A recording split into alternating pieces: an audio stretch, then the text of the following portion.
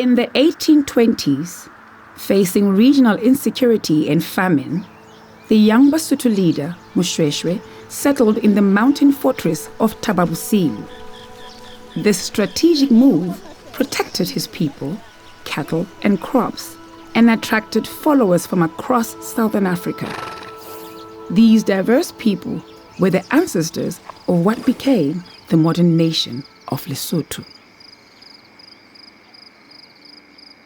King Moshoeshoe's wisdom in part derived from his teacher, the great Basotho philosopher Mohlomi. As a young man, during his initiation, Mohlomi had a dream. The roof of the hut he was in opened, and a giant eagle took him above the clouds. Here, he met his ancestors who said, "There is too much violence, and we want you to go back and teach the people a new way of living, of tolerance and forgiveness."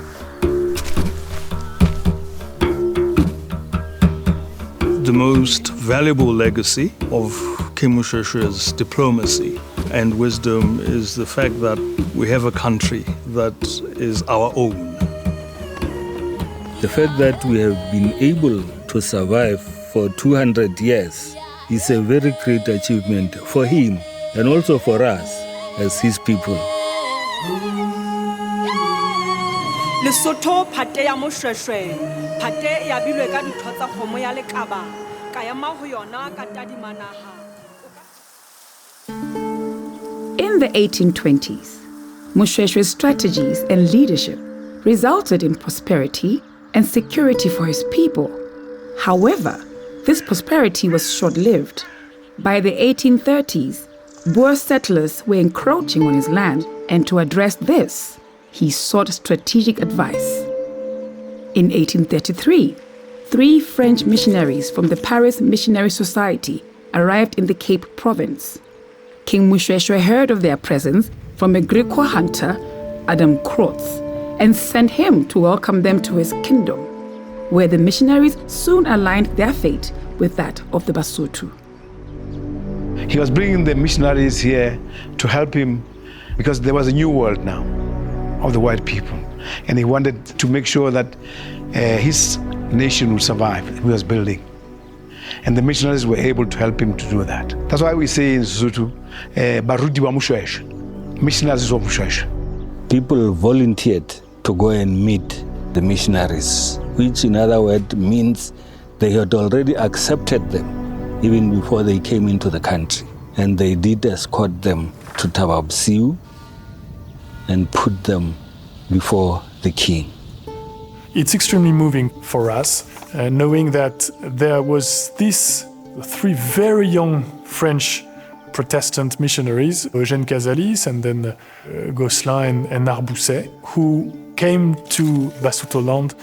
King Moshoeshoe had the intuition that these foreigners could help him to build a strategy in order to protect the kingdom.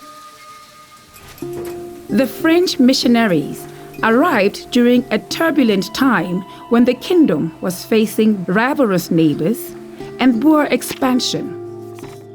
The mission the king assigned them was political, with the aim of defending the Basotho people. Eugene Casalis became a diplomat advisor to the king, providing him with strategic ideas to ensure the protection of his kingdom. To face the Boer forays, he notably advised him to seek an alliance with the British, which led to a successful treaty between the Basotho and them in 1843 that recognized the extent of Moshoeshoe's sovereignty. Eugene Casalis specifically was a lieutenant. Beyond being a pastor, he was one of Moshoeshoe's right-hand men. And his advice obviously stood Moshoeshoe in good stead, and we benefited a lot from their advice. After returning to France in 1850, Casalis continued his diplomatic efforts with Moshoeshoe, assisting Lesotho in becoming a British protectorate in 1868, which secured the nation's autonomy and sovereignty. Small as it is, surrounded as it is, Lesotho owes its existence to Moshoeshoe's strategic decisions of founding it and also of seeking protection when we were about to be overrun. What Moshoeshoe has achieved is that we have a nation today, a sovereign, independent state of Lesotho. I'm in the 6th generation from our great-great-great-grandfather who came to Morija with the first missionaries in 1833. It is not all families in Lesotho who had the opportunity to play the role that my family played. Schools were built, churches were built, education became more widespread. So that is a legacy that we can attribute to the first missionaries. Moshoeshoe was very much ahead of his time. He was a servant leader. First of all, he was a servant of his people. I'm very proud that we had that type of leader, and I'm part of the nation that he founded. We are the children of Moshoeshoe. Going forward, we can borrow from those values and those principles that Morija Museum and his people and colleagues at that time instilled in his nation as he built it up. The principles of inclusiveness. Never say to anybody who is not like you, you are not like me. You say, we all human beings, we all are Basotho, and we are proud to be Basotho. Lesotho phate ya Moshoeshoe, phate ya bilwe ka ditho tsa kgomo ya lekaba, ka ema ho yona ka tadimanaha, o ka kgelekgetha ka ditereke tsa yona bophara, ke bua ka ditereke bo thabatseka mokgotlong dihalahala, bothabothe le leribela mmamosale molapo batho ba o buswa ke mosadi.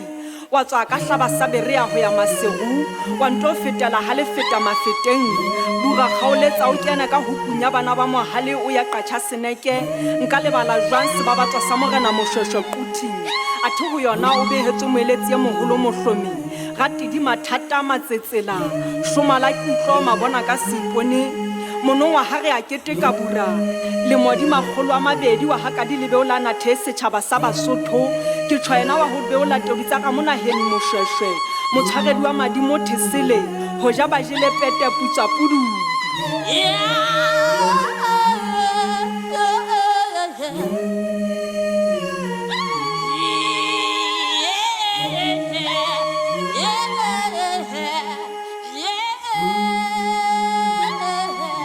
Motho wa ho binela tjhaka pina tsa makodikothwana bana ba lehola, motho wa ho botsa tjhaka he la ho bela jwang o kwetlile marumo e ka o tloa o hlaba batho, e tswe se se ya maeba se le metsutso sa shebiso.